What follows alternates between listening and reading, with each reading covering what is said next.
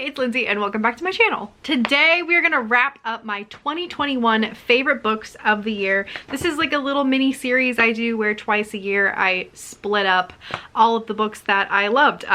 January through July and then August through December, kind of. So this will be the last bit of the books that I gave 4 and 5 stars to throughout the year, and I'm really excited to share them with you. If you haven't seen the first part, I will link it down below. I love talking about books so much. If you guys like bookish content where I talk about my favorites, like, can you like this video for me? I feel like a lot of people are here for the writing content, which I totally understand, but you know, reading is practice for writing, right? And I love talking about books. So let's go ahead and dive in because I have 11 books to talk about and I have a feeling I might get a little rambly. The first one I'm going to chat about is The Box in the Woods by Maureen Johnson. This is a continuation of, it's like a companion novel to the original series. I have it back here. It's the Truly Devious series about a girl who, in the original series, a girl is solving crimes. She solves her boarding school's like 100-year-old mystery basically of some murders and disappearances. The original trilogy is now finished and Maureen Johnson is writing a series of standalones following the same cast of characters as, you know, Stevie, the main character, goes on and solves other crimes. This one, she is solving a string of murders and disappearances, I think, that happened at a summer camp in the 80s. Obviously I enjoyed it or it wouldn't have been on this list, but this was really, really amazing and it just has really good summery hot weather vibes. Like the atmosphere of this book is so well done. I love the characters. The children in here too are hilarious because it's a kids camp. It's got like, you know, all of your favorites are back, the romance is back, the best friends are back, and the mystery in this one is really entertaining. It's got the same really good voice that Maureen Johnson has for Stevie in the first series, so it was just great to be back with the character in the world, and I love this. The next book I read this in August, I think, and I mean, I haven't shut up about it since I read it, and it's A Snicker of Magic by Natalie Lloyd. Hello, Max. This is a cute little middle grade about a girl who has the ability to see words everywhere, and she comes from a town that used to have magic but lost its magic, and she's coming back with her mom and her sister. They've always been on the road. They're back to their home where there's like a messy family situation, and she wants to stay there, solve her family problems, and bring back magic to the town. When Natalie Lloyd talks about this book, she mentions that her inspiration for writing it was kind of that she wanted to tell a story that made you nostalgic for home, but not a place, like people. And I just think that's so beautiful and perfectly describes exactly how this book makes you feel. It will make you miss specific parts of your childhood, like little memories that you haven't thought about in forever that deal with like maybe people who aren't in your life or anymore, and just like warm, lazy summer evenings. I don't know, it's just, this whole book is a vibe. It's just such a vibe, but also the voice is so good. It's so good, and the messy family, it's got pretty much everything I love. The next book I want to talk about is Goodnight, Beautiful, which is an adult mystery thriller. This is a book about a husband and wife who are newlyweds, and they move back to the husband's hometown. He's a therapist and he does his therapy sessions at home, and the sessions can be heard through the floorboards of the house. And then some stuff goes down and the husband disappears. This is one of those books that it's like the less you know about it, like you just need to know that and then just go right into it.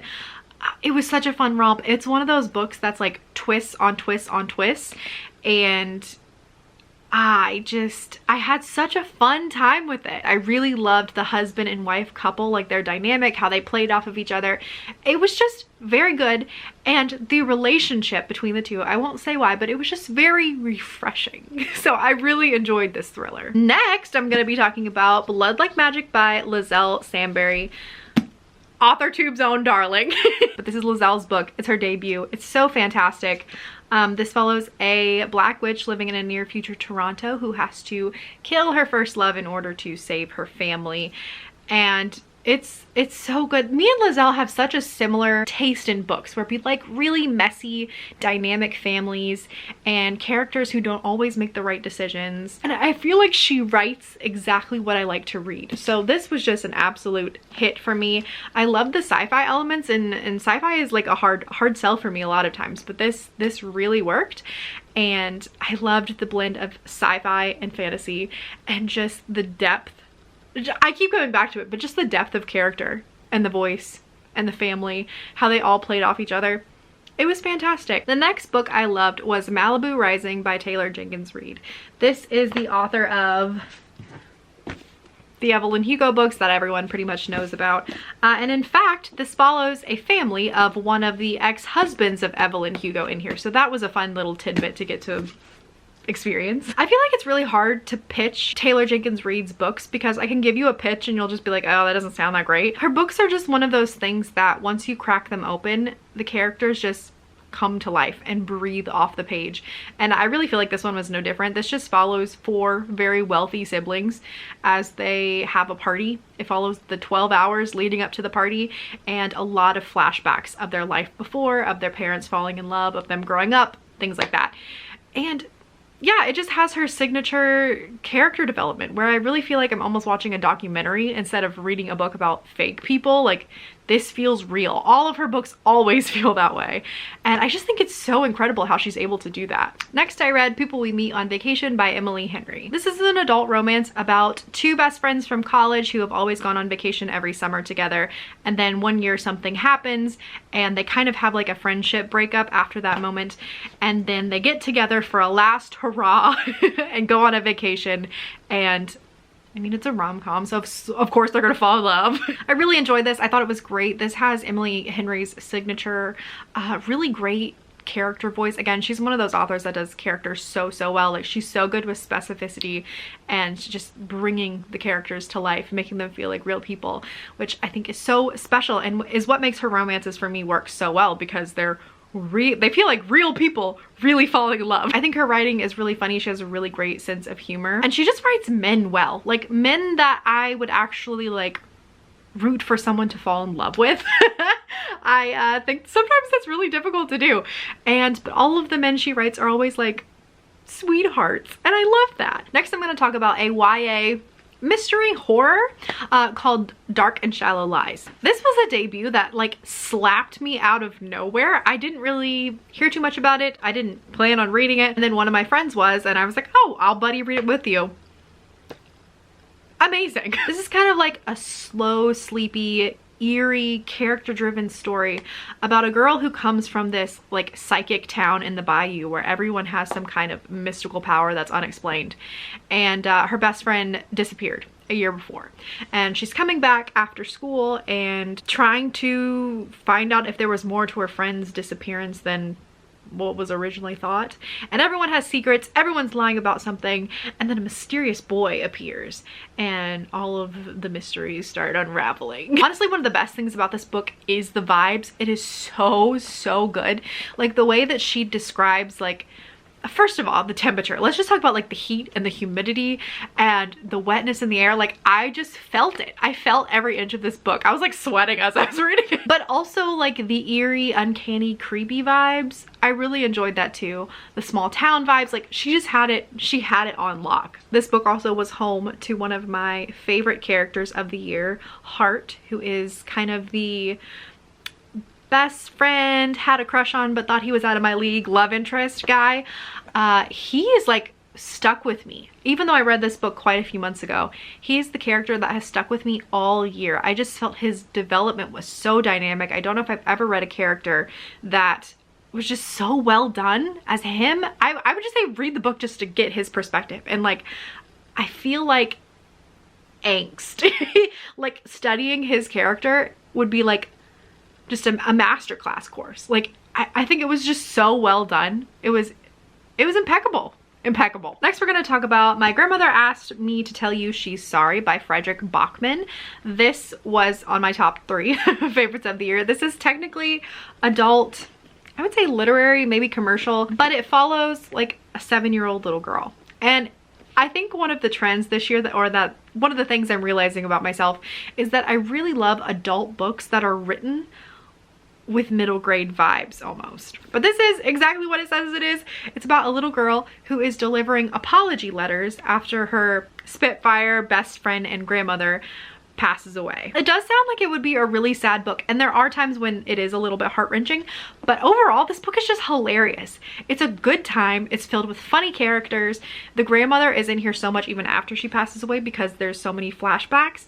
The grandmother is absolutely hilarious. The little girl and the way that she sees and views the world is very childlike and very funny at times. It also has a bit of a fantastical feel because the little girl and her grandma made up their own fantasy realm that they would tell stories to each other back and forth, and so that plays a big part in this. And there are whole chunks of this book that read like fantasy, which is so fun because it completely takes place in our real world, but just masterfully done. I do think this book hits really close to home though, because I was really close to one of my grandmothers, so having that like best friend feeling with a grandmother, like I totally get that. Again, the deep characterization, which I think is a theme. Like if it's gonna be on this list, it's gotta have some deep characterization.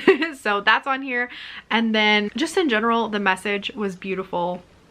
I love this. Next we have Small Favors by Erin A. Craig. This is, as I pitched this before, it's just a dark, creepy little house on the prairie.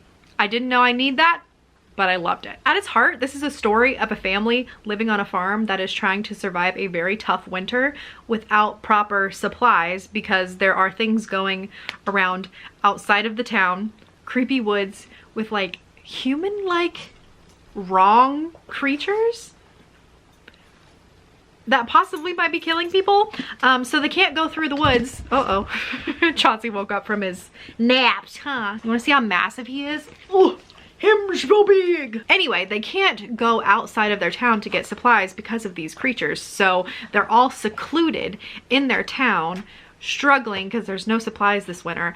And then slowly you get to watch the town start to disintegrate and like emotionally disintegrate, and the magic seeps in and it's dark and it's twisty. And there are scenes from this that I still think about to this day because they were really creepy. It's another one of those really slow, drawn out, vibey stories.